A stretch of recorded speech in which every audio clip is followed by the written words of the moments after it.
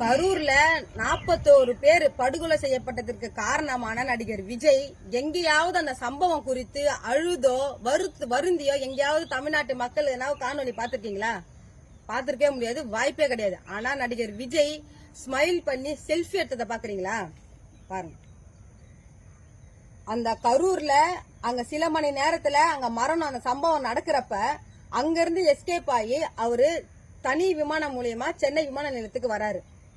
இங்க விமான நிலையத்துக்கு வந்த உடனே அவரு அந்த விமான நிலையத்தில் இருக்கக்கூடிய ஊழியர்கள் கிட்ட, இங்க பாருங்க, 90கள்ல நடிகை சங்கவி கூட டூயட் பாடுறப்ப ஸ்மைல் பண்ணுவார் பாருங்க. அந்த ஸ்மைல் அப்படியே பிசு, அதாவது கொஞ்சம் கூட பிசுறு இல்லாம அவர் பண்ணிருக்காரு பாருங்க. அதே போல சங்கவி கூட போட்டோ ஷூட் எடுப்பாரு பாருங்க.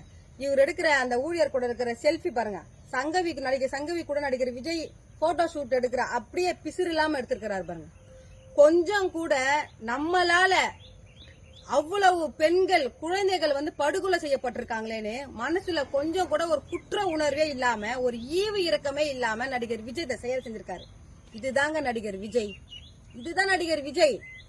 இந்த இழிவான செயலை தமிழ்நாட்டில் இருக்கக்கூடிய விஜயோடைய ரசிகர்களும் விஜயோடைய ஆதரவாளர்களும், விஜய்க்கு வக்காலத்து வாங்குறீங்க பாருங்க சில அரசியல் கட்சி தலைவர்கள்லாம் கிண்டல் கேலி பண்ணி, அவங்க எல்லாம் நடிகர் விஜய் மனித இனத்திலேயே இப்படி ஒரு குணாதிசயம் மனித இனத்தில இருக்கக்கூடாது, இப்படி ஒரு ஈவு இறக்கமற்ற ஒரு செயலை நீ செய்யறன்னு யாராவது தமிழ்நாட்டில் இருக்கக்கூடிய ஒரு மானமுள்ள ஒரு தலைவன், அரசியல் கட்சி தலைவன் யாராவது நடிகர் விஜயை பார்த்து கேள்வி எழுப்பி கண்டனம் தெரிவிச்சிருக்கீங்களா?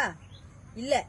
மாறா மாண்புமிகு அமைச்சர் அன்பில் மகேஷ் பொய்யாமொழி அவர்கள், அவருக்கு 2 ஆம்பளை பிள்ளைங்க தான் இருக்கு, அவருக்கு பெண் குழந்தைங்க இல்லன்னு பல இடங்கள்ல அவரும் அவருடைய மனைவியும் வருந்தியதா பல இடங்கள்ல அவர் அதை சொல்லி ஃபீல் பண்ணிருக்கிறாரு.